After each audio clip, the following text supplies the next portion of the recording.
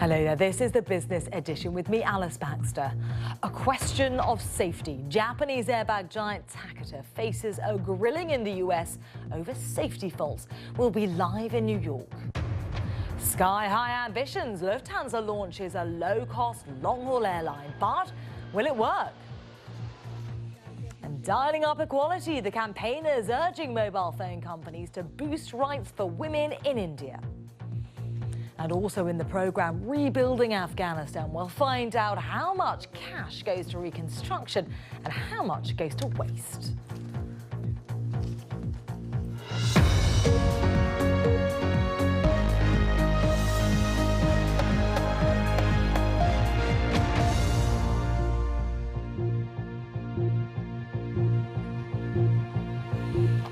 Hello there and a very warm welcome to you. This is the Business Edition. Now, they make 1 in 5 airbags on the road, and today US lawmakers grilled Takata bosses about their safety.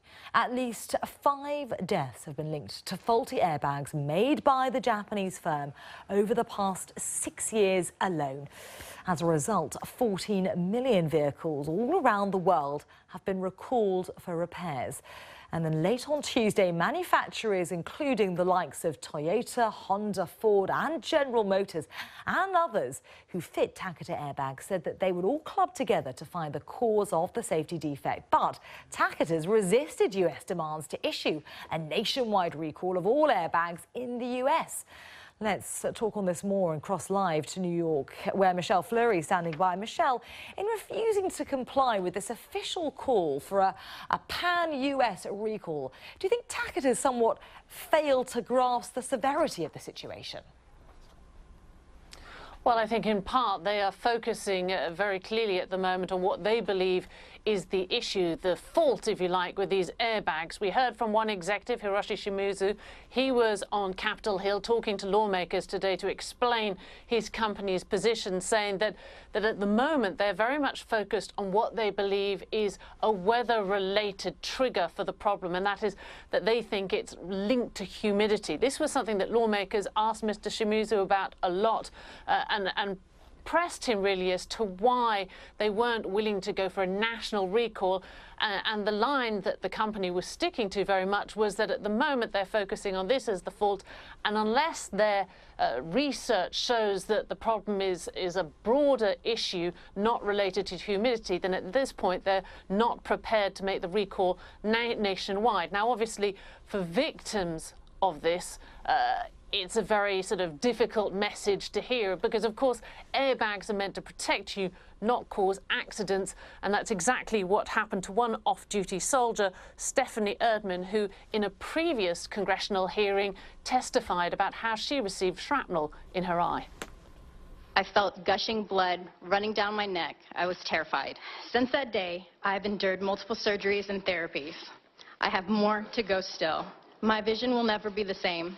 I will never be the same. And Michelle, generally this has been a terrible year for recalls in the auto industry, hasn't it? Not just with regards to airbags. Well, I mean, General Motors is the one that we've been talking about, you and I, a lot over the last several months. That's to do with problems with faulty ignition switches. Of course, a previous issue that many may recall involved Toyota with sort of problems with sticky foot pedals. It seems like we're talking about this a lot more. In part, that has to do with sort of how many more checks that are going on. But obviously, this does raise questions about the number of safety recalls. And indeed, car makers were present today at this hearing before lawmakers, keen to sort of stress that they are taking preventative measures, although Takata said it wasn't prepared to make this airbag recall nationwide in the United States. Honda said it certainly was considering at least recalling all of the airbags, all the Takata airbags in its cars. OK, Michelle, for now, many thanks. Michelle Fleury there for us, live in New York. Now, let's bring you a few other stories from the main newsroom this hour, because a grand jury in New York has declined to press criminal charges against a white policeman in connection with the death of an unarmed black man in July. A coroner had already ruled that Eric Garner was killed by the stranglehold, which is a banned practice. The lawyer for Mr. Garner's family says he's astonished that video evidence has been disregarded. The Colombian government and the FARC rebels have agreed to resume peace talks that were suspended in mid-November after the kidnapping of an army general. Officials from Cuba and Norway, the two countries that have been brokering the peace process over the past 2 years, say the next round of talks will take place in Cuba this month. And Israel is to hold a general election next March, 2 years ahead of schedule. It comes after Prime Minister Benjamin Netanyahu sacked 2 senior cabinet ministers. Now, much to its chagrin, the German airline Lufthansa has grown used to its name being associated rather too easily with industrial action. Not surprising, really. It's about to be hit by its 10th pilot strike this year. But it's hoping that its latest move will wrench attention back to what it's in business to do, flying passengers around. It's announced plans for a new low-cost, long-haul airline. It hopes that new fuel-efficient modern jets will help it take on rival carriers, especially on long-haul business routes. So what are they up against? Well, the first airline to offer no-frills transatlantic flights was Freddie Laker's SkyTrain back in 1976, flying between London and New York. But Laker Airways then went bust in 1982. So in 2012, there was AirAsia X, but it was forced to scrap low-cost flights from Kuala Lumpur to Europe after about a year due to high fuel costs. Then in 2013, Norwegian Air Shuttle began operating no frills between the UK and US. Well, with me now in the studio is Professor Keith Hayward from the Royal Aeronautical Society. Many thanks for joining me here in the studio. So Lufthansa describes this new budget long-haul airline as young and cheeky. But to what extent is it foolhardy? Is it going to make any money? Who knows? This is an experiment. No one has really pulled off the long-haul low-cost carrier. I mean, Freddie Laker nearly got there, but he was crushed between the ugly sisters of established airlines like the then British Airways. But this is a really interesting set of initiatives. People have said, we should try this model on the long haul. It's begging for this kind of initiative. Now, the Norwegians have tried it, but they've got embroiled in a legal dispute with the Americans over registration. So it's not really, in a sense, underway. Well, let's just pick apart why it's such a conundrum. We have listed that long list of those who tried and have failed. Have we seen that long-haul budget is just not economically viable? Just People don't want it. If you to a low-cost carrier, the model is pretty simple. You fly relatively short routes often, so you have a whole bunch of new punters clambering onto the aeroplane. It's always in the air. You turn it around fast. You do no frills. Some airlines have even fewer frills than others, but nonetheless, the model is pretty straightforward. Turn the plane round, fill it full of passengers, and fly it as often as you can on these relatively short routes. But we're talking long haul here. Long haul is a different kettle of fish. The aeroplane is flying obviously in the air longer. It's the same bunch of fare-paying passengers, so you can't turn those around quickly.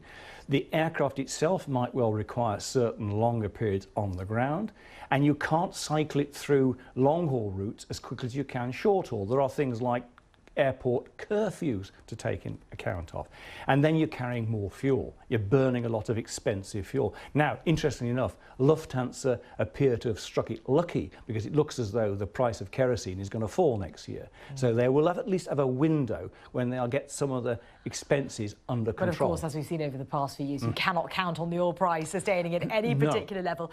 You talked us through the problems of long haul. As you mentioned, budget short haulers are much more tried and tested model, but looking particularly here in Europe, it's a very congested, competitive market. Is there room for another player amongst the likes of EasyJet and Ryanair? If on long haul, yes, not in short haul. No, short haul. In short haul. Now that's again a tricky one because in a sense there's always room for another player, but there's a churn at the lower end. Something like EasyJet and Ryanair, they command a huge market share and they can dominate the procedure of taking on passengers, taking on routes.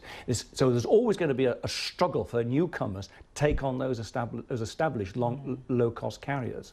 And what do you make of this joint venture in terms of this long-haul experiment in conjunction with Turkish Airlines Sun Express? Is that a good move? It looks to me, though, they're chickening out of the big market, which is the big transatlantic transatlantic sectors from Frankfurt, London to New York to the established business centres. I think they're trialling it into Miami, which into looks, Florida, South Africa, or the Indian Ocean. It looks by very 2050. much like an extension of a typical German pattern of flying charters.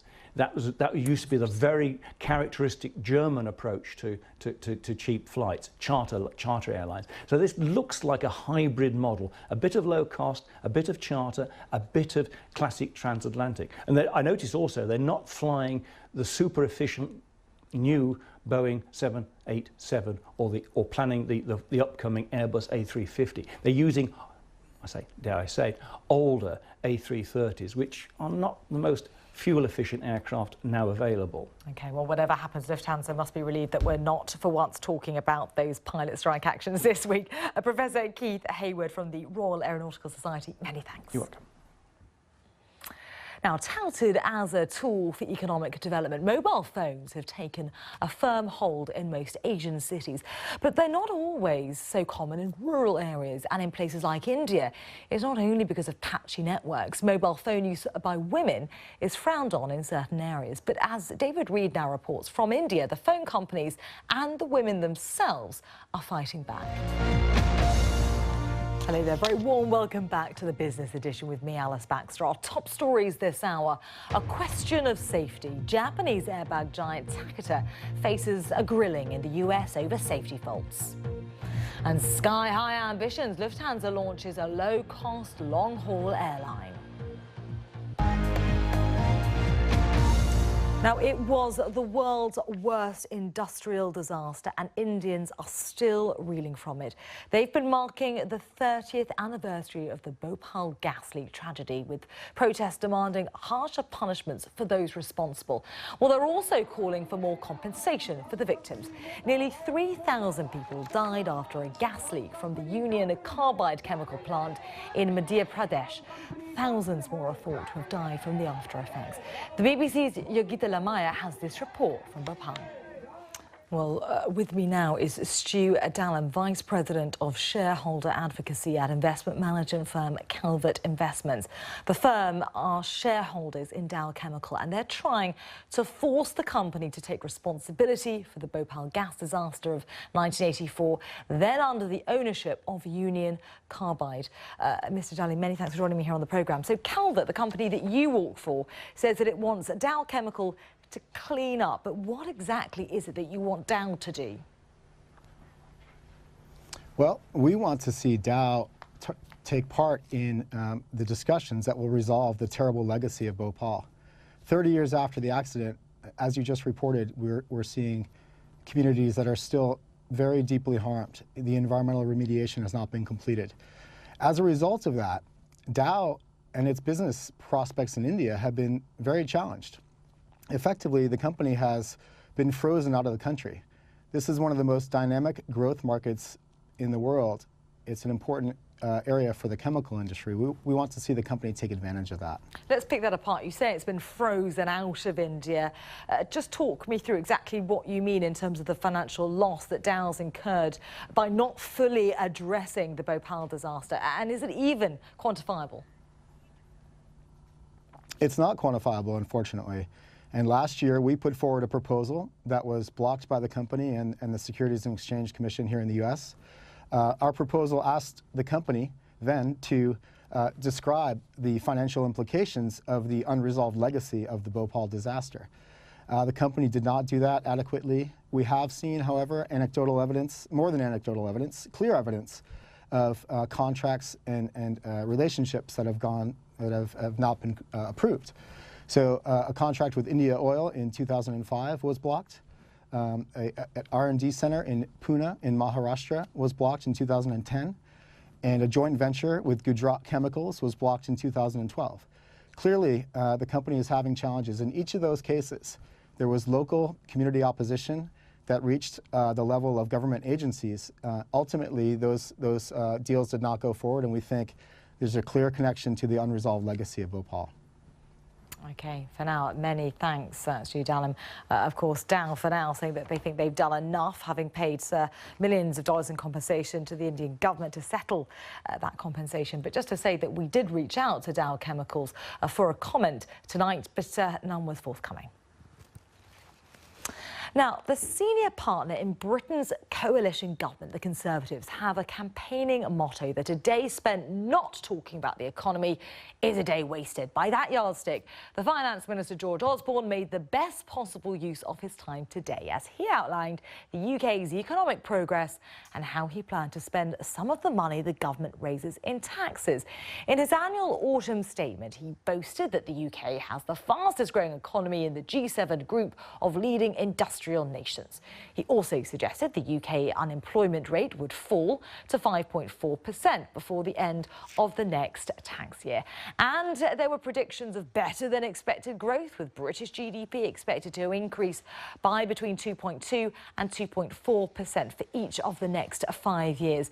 But there are worries that weak growth in other world economies could act as a brake on growth here in the UK. Well, on the broader economic outlook, the Chancellor admitted that the deficit was bigger than he'd hoped, but argued that by the end of the next Parliament, the country would be in surplus. Here's our economics editor, Robert Peston, with more detail. There's a really big number in the documentation today. The government thinks they're going to be able to spend 20 billion or so a year less on debt interest in a few years' time than they were expecting just back in the budget. That seems to reflect the fact they think people will want less interest on their debt and that inflation will be rather lower. The fact that these numbers can jump around so much tells you quite a lot about the uncertainty. Apologies, of course, that was not Robert Peston, but Paul Infinch from the Institute for Fiscal Studies. Now, let's bring you a few other business stories now, because the recent history of Afghanistan has been marked by insurgency, war and political instability. But 2014 has been a pivotal year for the country. Millions turned out to vote in elections which led to the formation of a government of national unity. But there's also been an official end to international combat missions there. But violence continues, with Kabul suffering a series of deadly attacks in recent weeks. Well, donors and investors are gathering for the start of a conference aimed at boosting reconstruction in the country. Billions of dollars have been poured into the country in the hope of creating stability and prosperity. But has it done any good? Let's cross live now to Washington, where we're joined by John F. Sopko, the Special Inspector General for Afghanistan Reconstruction, appointed by the US government to scrutinise how US taxpayer money is used on reconstruction projects inside Afghanistan. Mr. Sopko, many thanks for your time. Your job is to scrutinise how US taxpayer money is being spent inside Afghanistan. What have you found? Well, there have been some successes, but a lot of money could be spent better. We could have done a better job. And our concern is with the drawdown in the troops, it's going to be harder for us, and it's going to be harder for our compatriots at aid and state and DOD to continue to oversee and manage this money. So we're concerned about the future, although we're optimistic, cautiously optimistic, with a new partner and a new government in Afghanistan, which seems to be committed to addressing some of the major problems, and the biggest one, of course, is corruption. But Mr. Sopko, we're talking about a huge amount of money that's been sunk into Afghanistan. Just give us a few examples as to how you think this money has been badly spent. Well, you've made the point. We've spent more money on reconstruction in Afghanistan than we did on the entire Marshall Plan for Europe. 104 billion has been appropriated by the end of the year. And we have many examples. I mean, I think the worst is probably 20 airplanes that we purchased from the Italians for the Afghan Air Force, which the Afghans couldn't fly. The airplanes were in horrible condition. Pilots had referred to them as death traps. And that cost over $600–700 million. And just last month, they were all hauled off the tarmac, never really used by the Afghans, and turned into scrap. We got 6 cents on the pound, and that's not pound sterling, that's a pound, So we got a return of $32,000 on a $700 million investment. Mr. Sopko, this seems to be a catalogue of disasters, but what's been reaction inside political circles inside the US to this, and also from the American public to how this money has been badly spent?